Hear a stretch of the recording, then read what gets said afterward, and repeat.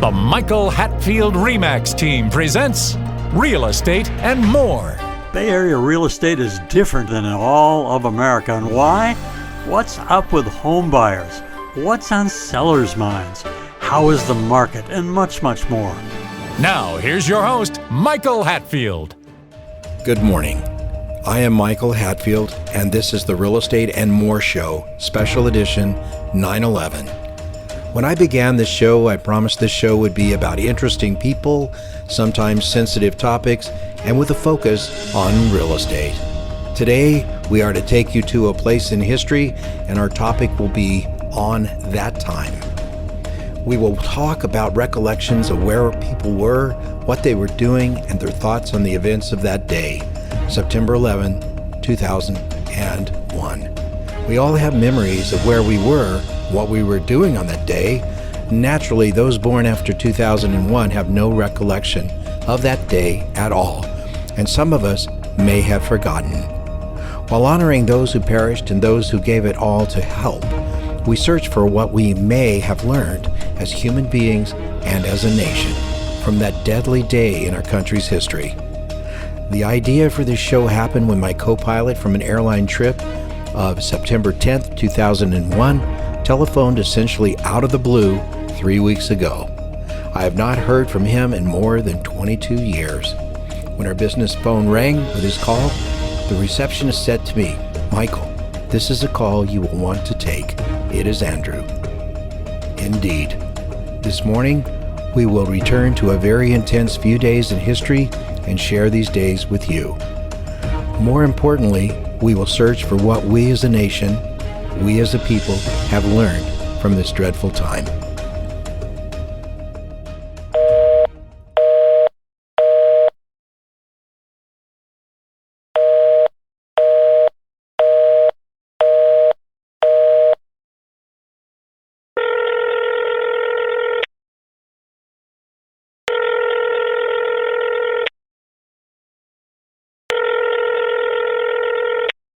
Hilton Hotel, Denver International Airport. Captain Jack Taylor's room, please.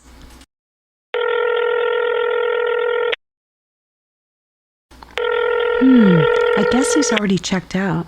I'm kind of worried.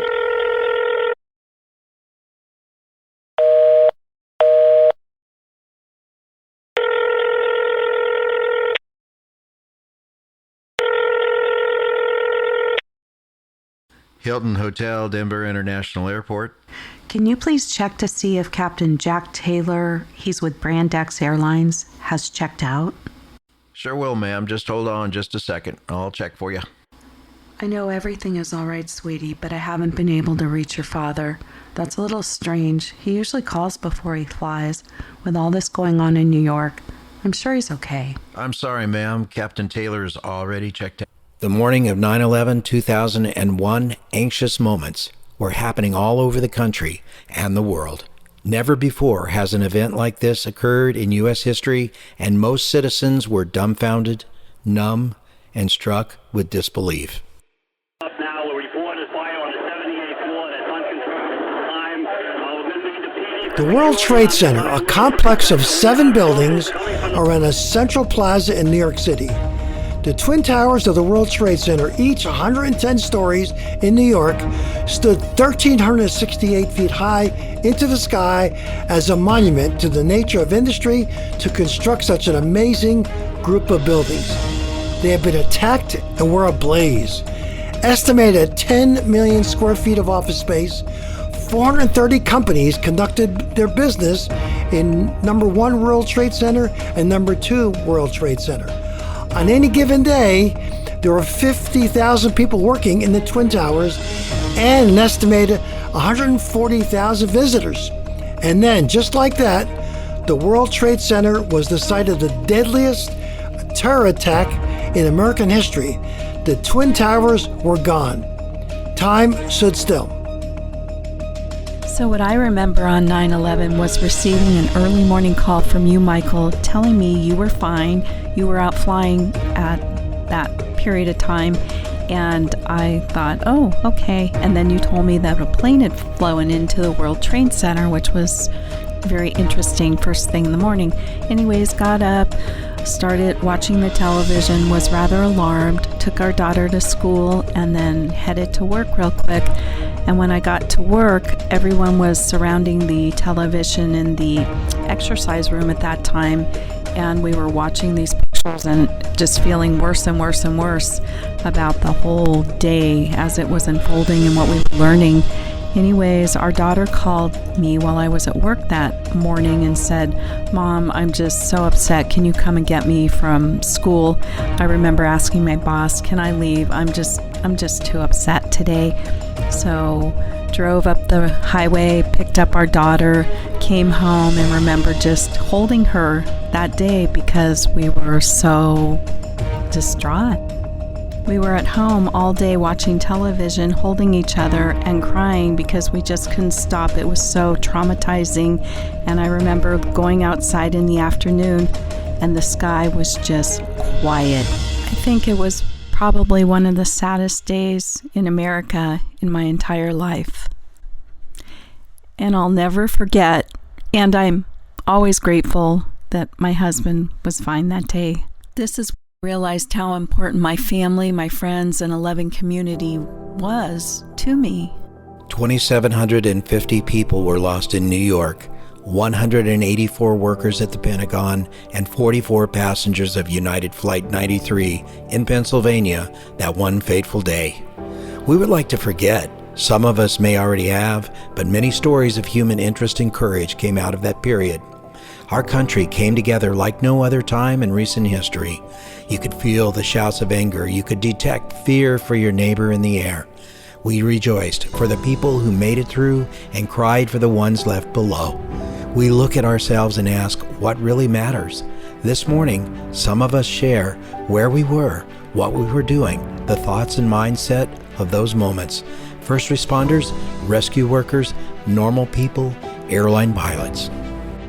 On the morning of 9/11, I was in my condo getting ready for work, and I had the Today Show on with Katie Couric.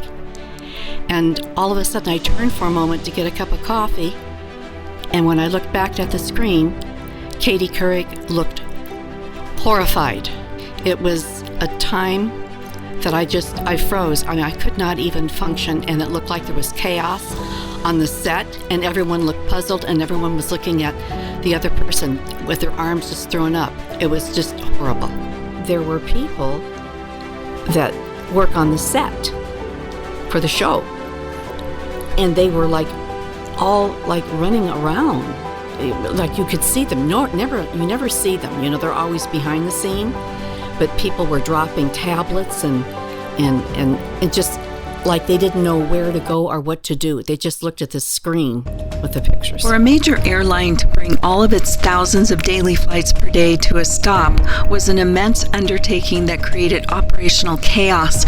Consider for a moment that each aircraft is assigned and established to fly a set route, say Los Angeles to Dallas, to New Orleans, to Atlanta, to New York. Pilot crews may only fly a portion of that route, then another crew may take over. Flight attendants may fly only one flight, then go elsewhere.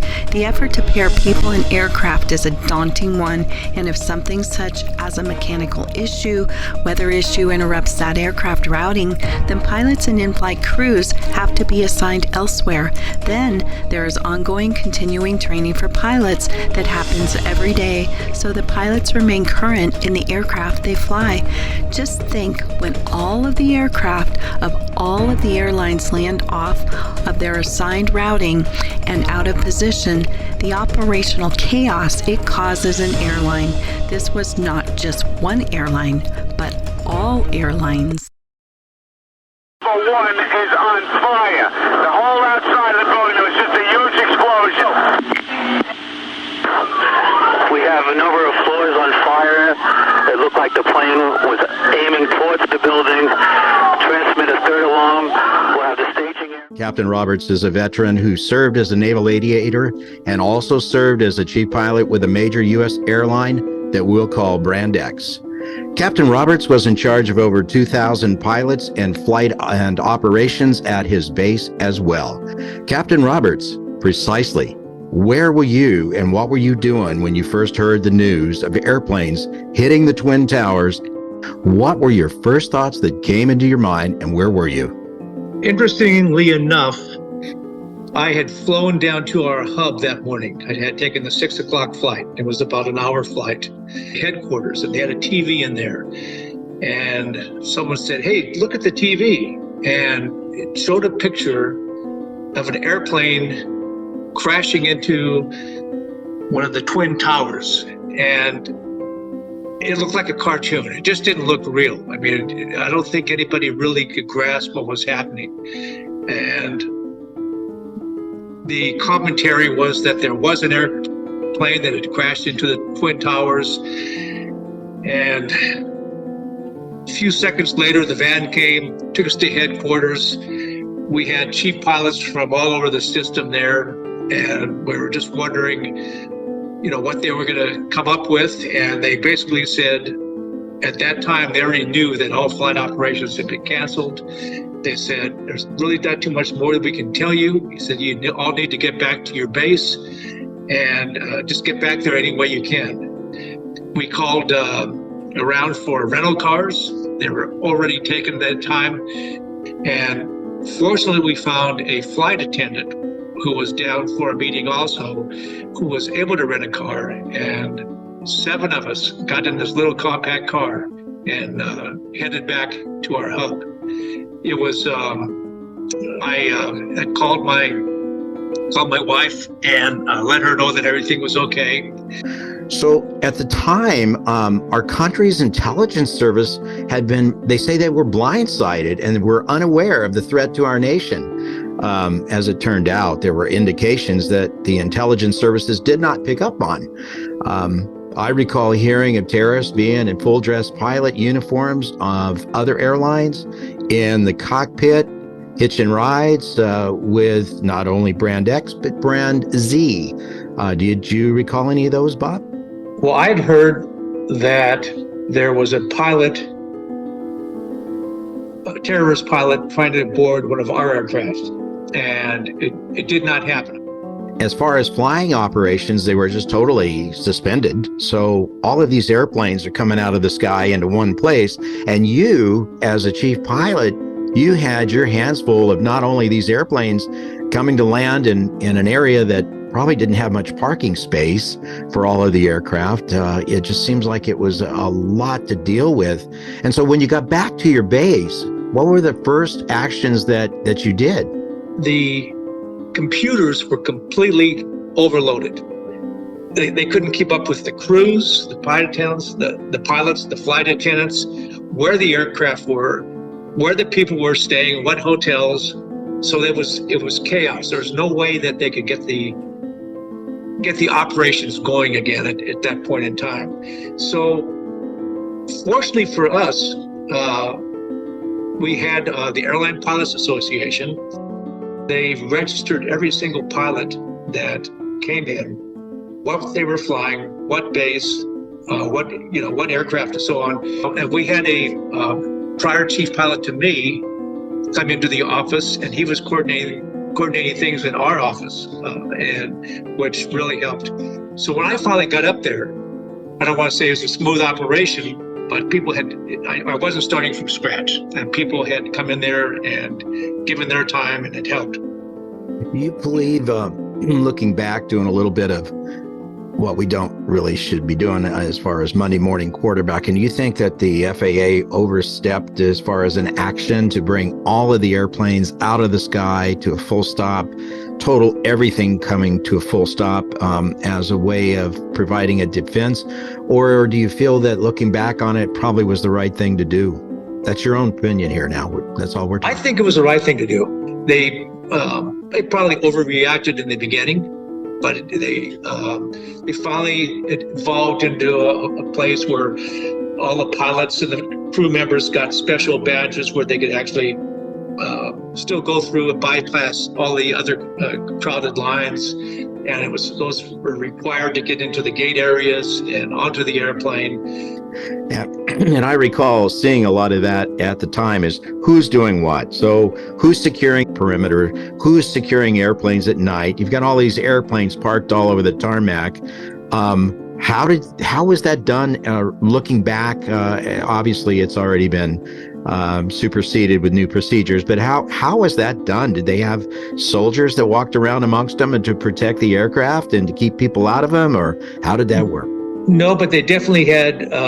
They weren't flying, so they had people definitely on shifts that were monitoring the airplanes. Once we started flying again, it was probably the safest time to fly that we've ever had, because every person on that airplane was watching every other person, and they were bound and determined to have a safe flight. Can you remark on your observation of the mindset of the pilot group? Do you feel that made them very suspicious of any and everybody that they met?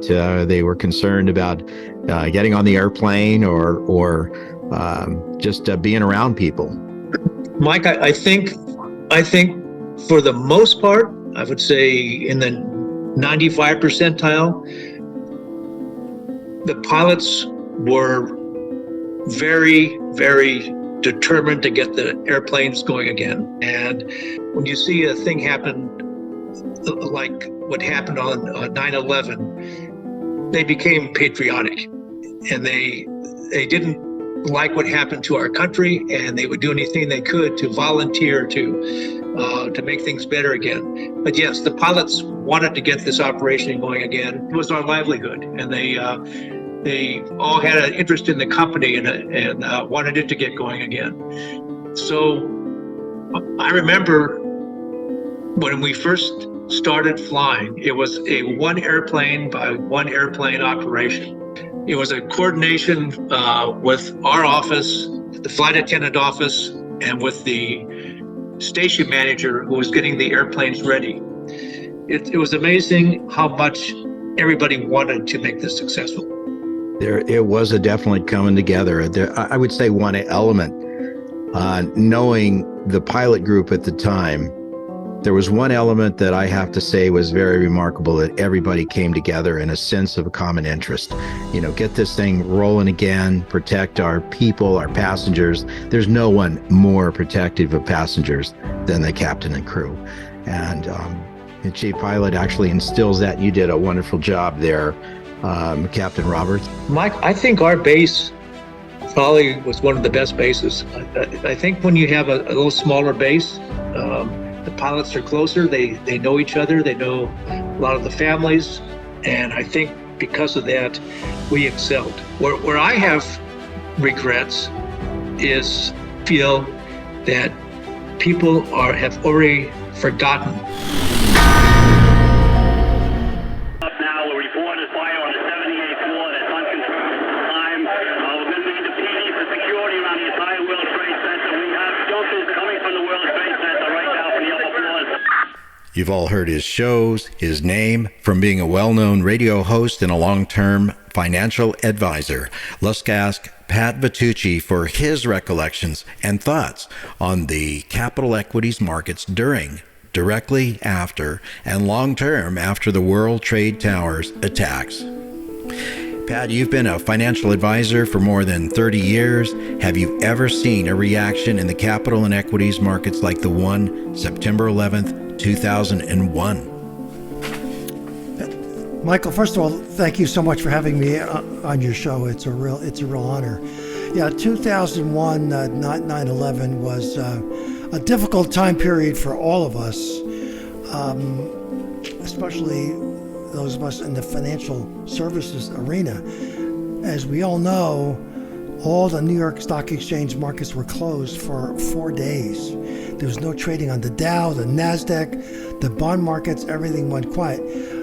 No surprise, most of those facilities are within blocks of the World Trade Center, which obviously was epicenter for 9/11. Yeah, there was the Pennsylvania bombings and the Washington, D.C. bombings. Most of the lives lost were, unfortunately, in New York City. Of course, the natural knee-jerk reaction for the average investor, Michael, was, my gosh, I got to put everything in cash, get everything out of the market, stick it under your mattress. It was extremely difficult for all of us. None of us have seen any of this kind of trauma. The foundation for investing, as we all know, is our emotional state. And our emotional state during that period, as we all know, was quite upsetting. I bet you got a lot of calls. I bet you every one of your clients must have called you. You know, the phone was ringing, and my office immediately conducted a very aggressive telephone campaign to attempt to connect with every client to reassure them that we're paying very close attention to their portfolios. It helped a great deal, Michael, I got to tell you. At the time, I remember that they didn't really know the extent of this terrorist activity. They did not know.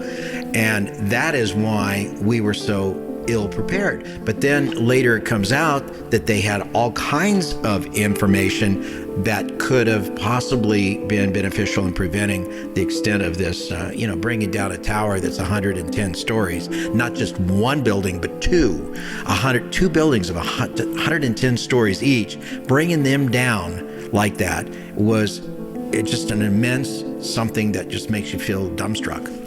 It was particularly unnerving for me. I had a dinner at the top of the World Trade Center. The restaurant is called Windows of the World, about a month before. So it was particularly eerie for me. I was there literally a month before. And then when it comes to clients and their relationship with money, put them in the middle of a crisis of this magnitude, it creates a lot of stress, and sometimes very poor decisions are made because everything is amplified, right? We all get, we will tend to overreact, and the key is if you didn't overreact during that time period and you stayed in the market, you were rewarded with a recovery that was fairly swift. Of course, the stain of 9/11, the frightening issues of 9/11 still remain with us to this day. Yeah, I have to applaud you for being able to mobilize your employees to make a telephone campaign to all of your clients like that. I imagine their mindset was just as numb and as confusing as everyone else at the time. Yeah, you could hear it in our client's voice with all the calls that we made in the next 4, 5, 6 work days. We put everybody on the phones. If somebody wanted to come in and meet and kind of hold their hands or they needed a hug, that's what was the order of the day. Just provide some comfort in a very uncertain time, and it was a very, very difficult period, as you well know, Michael. Yeah, well, you actually made a community with your clients. A community is shared interest in common, and you actually made that when you reached out with a massive campaign like that to talk with all of your clients and to say, hey, listen, this is what I am advising to do.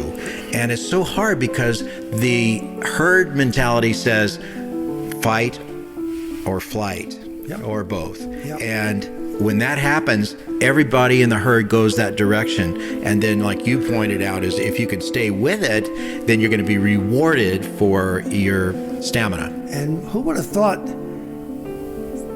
people would fly a plane full of a jet into not one building, 2 buildings, Washington, D.C., Pennsylvania.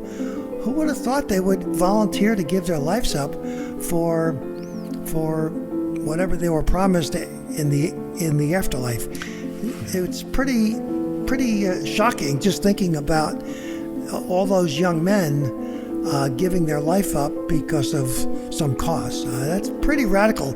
We had never even imagined that possibility. You know, we were just talking a moment ago with a former chief pilot of Brand X Airlines, and he was saying that, everyone rallied together. That was one of the positive takeaways. If there were any positive takeaways from such an horrendous event, that's one of them. And I like to hear that in your case, you were able to do that also. Well, gosh, that's great, Pat. Anything that you would have done different looking back?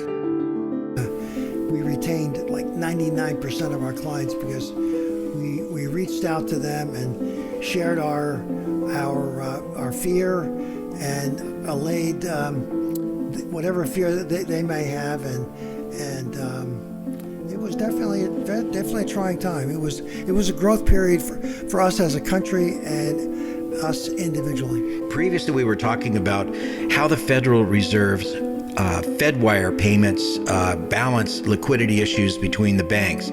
And all of those facilities were essentially housed in the World Trade Center Twin Towers. And when that happened, then there were no ability to balance the accounts between banks, and it took some time before the Federal Reserve jumped in and then finally started making significant capital injections to stabilize the normal payments pattern and thus liquidity of banks. Because without bank liquidity, what do you got? So. Pat, I really appreciate you coming on and giving your wise viewpoints and recollections from that time. It was a crazy time. I applaud you for your action that you did, mobilizing your crew. That was a real sense of community that you did, bringing your people, clients, back together with what you believe to be right.